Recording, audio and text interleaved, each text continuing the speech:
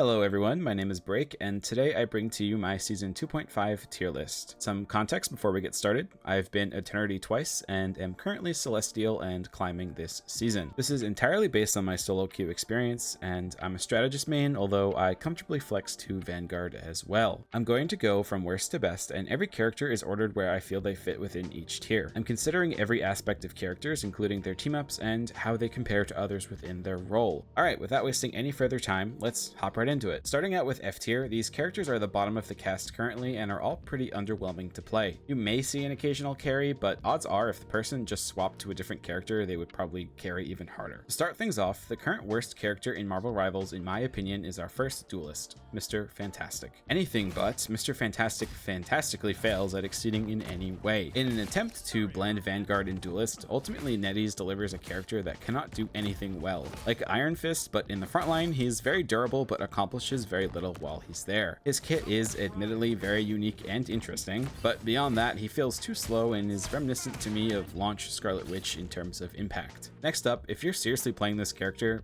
no, you're not. That's right, it's Black Widow. Yes, she can threaten one-shots with a Mantis damage boost, but she lacks consistent burst damage and pressure that someone like Hawkeye or Hela can provide. Her kit remains underwhelming and feels incohesive in many ways to me. Although her team up with the Punisher is interesting, just like her old one with Hawkeye, it cannot headshot and overall lacks something that meaningfully contributes to her kit. Next, we have yet another duelist, Iron Fist. Although this character was good, he's back to being a very weak dive hero. If you happen to catch an enemy positioned poorly, you can certainly net a kill, but there are better options for dive. One thing he can excel at is consistent backline pressure due to how durable he can be even without additional help from his team. That said, this sustain amounts to very little when the enemy team can essentially ignore him without much risk. His team up with Luna does offer her an additional tool if she's being dove, but beyond that, he's simply the weakest of the melee characters currently, even with the added 10% damage from being the team up anchor. For our last character in the F tier, we have our first specialist, Jeff the Landshark. He has just been reworked, but for what? He can maybe be useful on maps with tight chokes where he gets value from his piercing primary fire, but that's about it. I could see him being better in his current state in a meta that's brawl heavy where the entire lobby is playing grouped and grounded, but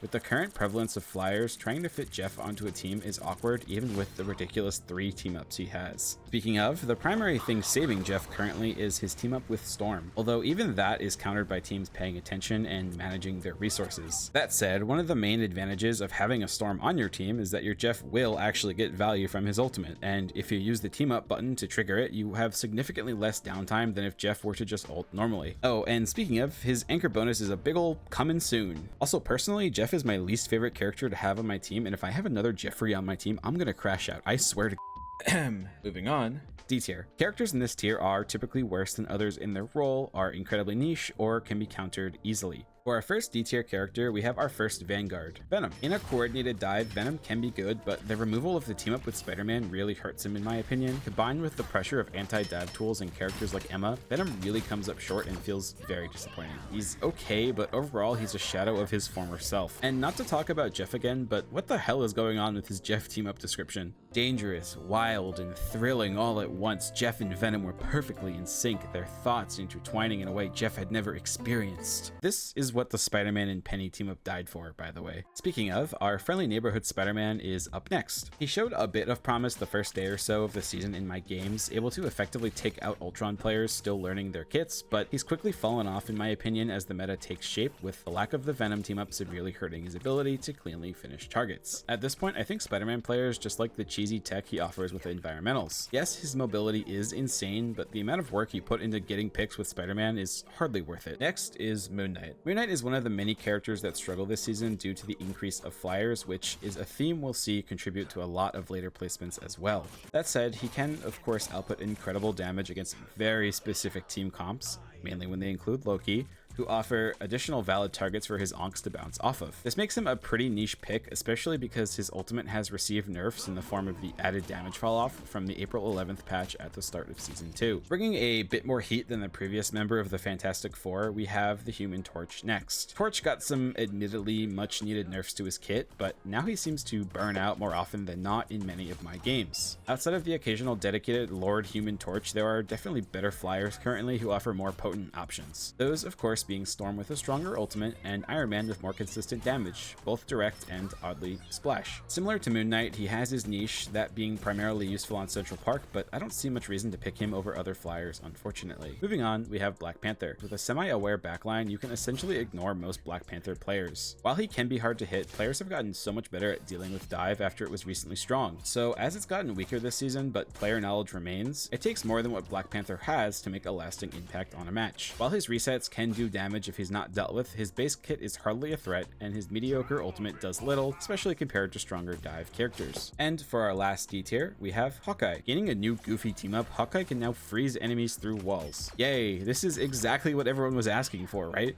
Hawkeye, although good at what he does, can struggle a lot and requires a lot from the player to get consistent value. I'll happily ban a Luna so I don't have to think about his new team up, but Hawkeye himself is hardly a threat against anyone paying attention. His ultimate struggles to get value without being kited, he has a disappointing escape option, and more than anything, he's just an easy target. If we're posting practice range clips, yeah, he can do a lot, but truthfully, there are easier characters with more flexibility. On to C tier, these characters may be lacking something to push them higher, or just require a lot from the player or team to pilot them well. For our first C tier character, we have The Thing. What's really funny is this character hasn't even received any significant nerfs or anything. The meta has just shifted away from him, and that's okay. He works really well against dive, grounding enemies and preventing them from leaving. He's not a bad character, and I do play him occasionally on tight maps like Hell's Heaven, but that said, he has no ranged abilities, making it literally impossible to deal with flyers, and therefore he's left out to dry in the current meta. Next, we have Thor. Thor's recent rework is very interesting, but similar to The Thing, this is a rough meta for him. There's a lot of range spam that he has trouble interacting with, and when he does close the gap, he just gets chokeslammed by Emma or blown up by penny mines. The main thing making him a better option than The Thing, in my opinion, is that he can more consistently be played, especially with the team up from Hela providing your team extra staying power during long fights. Our next character is our first C tier duelist, Squirrel Girl. Truly the epitome of a niche pick, this character can feel ban-worthy on points that suit her, like Central Park first, but often ends up being cosmetic, sometimes even within the same map, like Central Park second, which opens up a lot of avenues for flyers and flankers to take advantage of her slow projectile attacks. She is a true C tier character. Her ultimate can catch players off guard, her imprison can punish vanguards, but she is far from outstanding. Next, we have another dive character, Magik. The main thing she has going for her above Black Panther is her ultimate. Able to kill through strategist cooldowns and even ultimates, it allows her to threaten even coordinated teams. But that can feel like all there is at times. She struggles to make a lasting impact due to her lack of any range or real movement options. In the age of Gamma Squid with Namor and the addition of Ultron, Magik's best trick is usually going back to the spawn room and swapping. That said, her team up is nothing to scoff at. Enabling better dive and giving herself a ridiculous 15% damage for being the anchor, it's sure to force a change in response from the enemy team. This next character is sadly currently outshone by the hype new character, and players looking to get value from a third strategist are likely flexing onto the new DPS healer anyway and overlooking our little Warlock shaped friend. I like Adam a lot, and his revive, team up, pain split, and ultimate will always be very annoying to deal with. However, the nerf to Soulbond really hurts his keystone ability to disperse huge damage across his team. Yes, the buff allowing critical hits to reduce the cooldown of his heal is very nice, but ultimately Soulbond going from 30 to 40 seconds drags him down hard. I will say, I do think it's needed, but sad. Speaking of, our next character on the list is Mantis. I do like Mantis. She's one of my favorite strategists. Her sleep is very good, and she has a big defensive ultimate. However, she struggles due to the huge amount of splash damage currently, making it feel like you're constantly fighting an uphill battle to juggle your life orbs.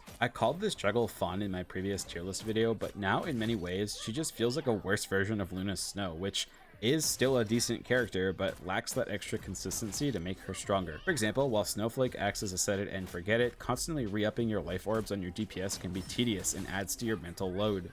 Captain America is our next character on this list. Captain America is able to achieve much of what he always has, being very annoying. Having just received some decent nerfs to his survivability, he's fallen a bit down the list, but he can still be very durable and able to contest payloads if a team is overextending and force them to come back and deal with him. Similar to other primarily melee characters, Captain America struggles to deal with flyers, and combine that with Emma's current power, Cap is typically unable to do more than prolong a failing point. Moving on, next we have Scarlet Witch. Since the addition of Sorcery Surge, her team up with Doctor Strange, Wanda has been a reliable addition to most team comps and provides an easy and consistent option for pressure. In the age of flyers, her auto-aim beam can be exceptionally helpful to peel for your backline and pick off overextended flankers. I think this character is in a pretty good place where I feel very neutral about her. She had previously felt very uninteractive to deal with, and of course before that, very, very bad, but now she's a pretty okay overall pick, and I think that's exactly where a character with such a low skill floor like Wanda belongs. For our second to last character in the C tier, we have the Submariner Mariner himself. Namor has always been strong at peeling for backlines and acting as a good option against dive heroes, but since he's been given the Gamma Squid team up with Hulk, he has only become an increasingly threatening option. While the old Luna team up was good, it turns out the sheer power and health of the Gamma Squid can be very potent if not dealt with. Additionally, this season the movement disable on his ultimate feels more impactful than ever due to the increased size of the ability. This can set him up for clean kills on targets unable to escape from the knockdown of it. Where he struggles, of course, is similar to when he had his Luna team up, that being his kit feels like it's missing a core aspect without a Hulk on his team. This, paired with the nerf to his shift, Blessing of the Deep, makes him a pick that feels more complementary than necessary. For our last C-tier character, we have the newest addition to the Marvel Rivals cast, Ultron. Ultron is a unique character, partially due to the fact that he's a flying support, and partially because he's a DPS in disguise. He's fun to play, but definitely acts as a third strategist if you don't have an Iron Man on your team, who otherwise provides Ultron much needed healing coverage. His ability to passively provide AoE healing to his team while focusing on dealing damage is nice, but his kit can sometimes feel unimpactful when compared to other strategists. The main reason I have him higher than Adam Warlock, the other main third support, is that he provides a damage buff to Iron Man since he is the anchor of their team up, and he has essentially infinite range and the ability to attack from odd angles. On to B tier. Characters in this tier are all pretty solid options, but may struggle to fit into certain team comps or have weaknesses that later picks don't have to worry about. That said, this is where we start to get into some real nonsense. For our first B tier character, we have Rocket Raccoon. Although he loses out on his team up with the Punisher this season, Rocket continues to be a safe option. His Resurrect Beacon is especially nice in solo queue when your teammates somewhat inevitably feed their first life at the start of the game and allows for a quick redo. That, combined with his new team up with Peni Parker, can make him a very solid strategist that provides a lot of safety for his team with very little effort. While there is some aiming involved in hitting directs with his heal, his projectile travels so fast it's pretty easy. I do think he continues to be less of a niche pick, and although his ultimate can be quickly taken down if placed poorly, it allows your team to more consistently kill through strategist ultimates, especially if you have a Punisher on your team. It's a good complementary ability that makes up for the lack of burst healing he can struggle to provide otherwise. Next, we have Loki, and I'll say it right away, having a 24-second long Luna Snow ultimate is just fucked up. Paired with his runes, a good Loki can be a real pain, and I do think I may be underrating this character. My main reason for placing him here though is his ultimate can often feel awkward to use as a reactionary tool, which many strategist ultimates are. I'll also of course mention that he struggles especially against Moon Knight and the Winter Soldier, and I really dislike that one of the prevailing strategies with Loki is to just stand still and pretend to be a clone. As a chronic jumper and AD spammer, this is truly my hardest habit to break while I play him.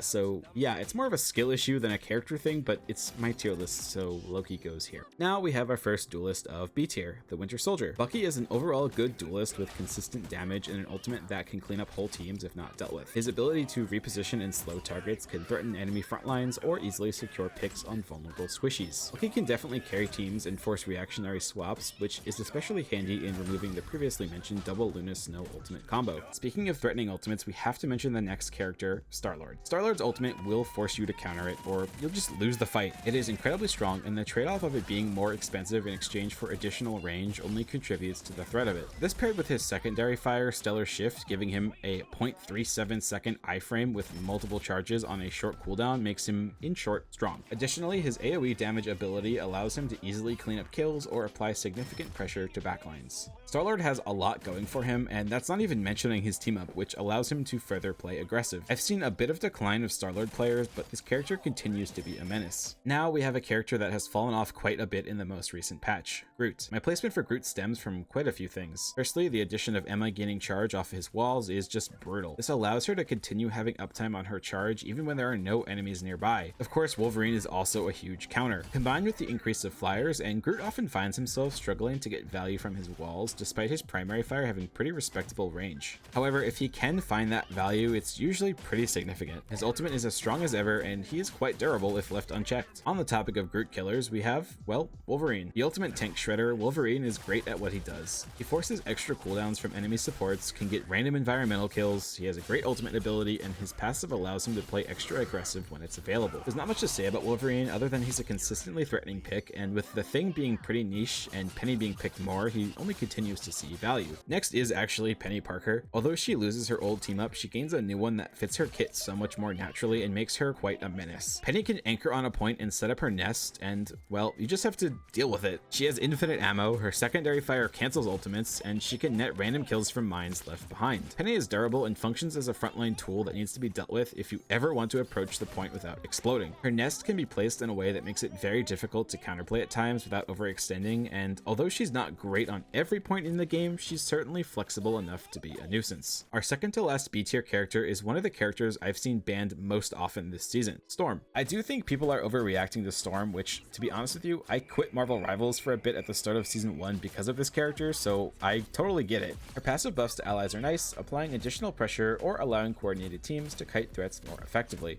She pumps out considerable damage and can be rough to deal with without the proper team comp, but it often seems like most of her value comes from her ultimate, which, yes, it often requires a strategist or burst damage like Iron Man ultimate to deal with it, but she is not unbeatable or overly oppressive. And yes, Magneto exists, but then your team has to deal with the previously mentioned double-edged sword of a Jeffrey on your team. Finally, our last entry in B tier is Cloak and Dagger. Cloak and Dagger are a great option, providing excellent peel for themselves and outputting huge numbers to their team. Additionally, the auto-aim from Dagger's primary fire works well with flyers, meaning they are a good fit on almost any team. You can cloak in response to basically everything, but you need to be diligent to ensure you're on cloak in time. I was playing a lot of this character for the first few days of the season, but I'm just getting tired of my ultimate getting cancelled. Between Magneto, random penny mines, Emma grabbing me, Iron Man blowing me up, or any combination of them, cloak just feels like more of a headache to play than it's worth. It can be very difficult to find value with your ultimate as a result, considering many of these threats are very good this season. Now, before we move on, I just want to take a moment to say if you like this video, I have a bunch more content planned as we go through season 2.5, so make sure to subscribe to get notified when that goes live. Moving on to our A tier, these characters are typically the best or close to it at what they do. They have many strong abilities, and they typically boast fight-winning ultimates as well. Starting off this tier, we have Psylocke. Undoubtedly the best dive duelist, Psylocke has a lot going for her, despite how she struggles to interact with flyers. Firstly, her ultimate. The ability to follow targets trying to escape, combined with her intangibility during it, makes it a very potent tool for forcing strategist ultimates. Of course, yes, teams can group up to heal through it, but my god does no one want to do that. In addition to this, she has a great team up with Emma, a ranged primary fire, and enough tools to be lethal on most maps and in most team comps. Next, we have Bruce Banner.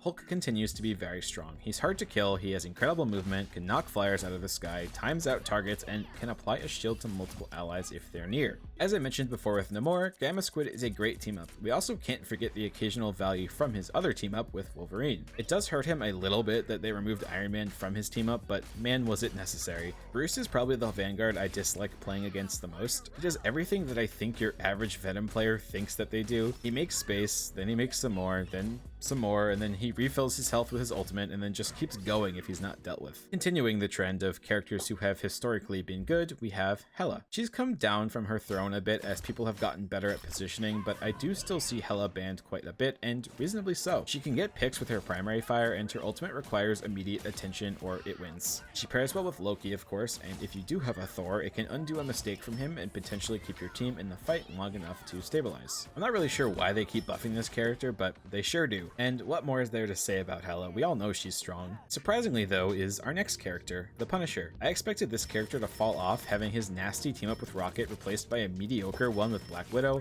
but he's been feasting against lobbies full of flyers, who often don't get the healing they need against a decent Punisher. Punisher is a strong character, able to output a constant stream of, well, punishment. His CC immunity with his turret and ultimate continue to make him a threat. His primary fire swapping between two weapons allows him to be effective at close and long range, and we cannot forget his movement. He can reposition to high ground, return to point quickly, and he can do it all without needing to worry about cooldowns once he's set up his own personal jungle gym. Moving on, we have the second newest character to Marvel Rivals, Ramatra with boobs and a chokeslam. Emma Frost. Although she did receive a few nerfs in the most recent patch, more notably, she got a buff to the range of her primary fire and can now charge and sustain her energy on Groot walls. Emma is a great addition to the Vanguard roster and serves as a very effective off-tank. She works well with both shield tanks currently, although her team up with Magneto makes her essentially a must-pick as a second tank with him. Her ability to ramp up throughout a fight works well, even having a deployable shield of her own to help with shield uptime. She can lock down targets and cancel abilities with her diamond form. However, she has some issue taking space, but once she is in, it can be hard to contest her. Of course, her ultimate is also deceptively strong. It shuts down the ability for enemies to use their ultimates in response if they are in line of sight, and temporarily charms anyone in LOS for too long. This is great at forcing enemies back and makes up for her only real weakness. Next, our second to last strategist on the list is Invisible Woman. Sue brings a lot of utility with her kit. From an AoE damage tool to her ability to shield flyers and allies, she can be very effective even outside her typical range. It acts as a much needed buffer to give her a moment to heal teammates, and can also be used to peel herself if placed nearby.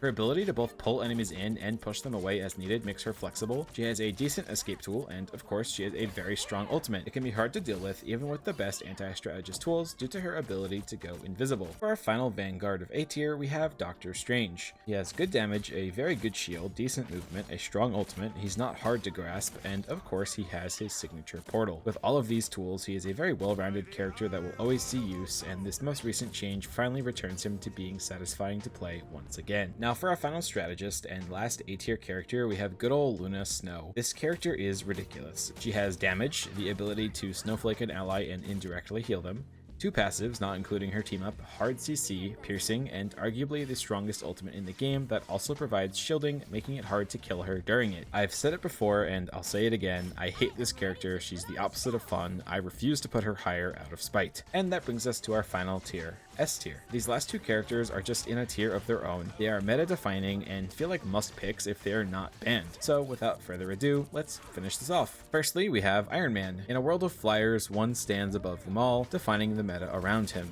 Somehow, with the removal of Hulk Gamma team up and 2 nerfs, Iron Man has only gotten better. Gaining the Anchor 5% damage buff from his team up with Ultron, it adds even more to his already ridiculous output. His ultimate one-shots with absurd generosity, he's highly mobile and generally turns lobbies into an exhausting slogfest of which Iron Man can carry harder, making him generally a must ban for me. And finally, we have Magneto. Magneto rules above lobbies where he is present. Although his domination is more subtle, he is always felt. He has combos that can kill squishies, a bubble for himself or allies, a strong team up, and a shield with infinite health. Magneto has all he needs to quietly dominate no matter the situation. His ultimate, on the other hand, is not so quiet. It's able to shut down basically anything that he wants it to. It pops strategist, flips the table on duelist, and slam dunks entire lobbies. Magneto is the main character of Marvel Rivals at the start of season 2.5. That said, unlike previous rulers of the tier list, I do think Magneto is both skillful and necessary, so overall, I'm okay with it. Yeah, it sucks to be on the receiving end of a Magneto ultimate, but it often feels like he keeps lobbies honest and forces you to play more aware of your ability uses and punishes players who don't.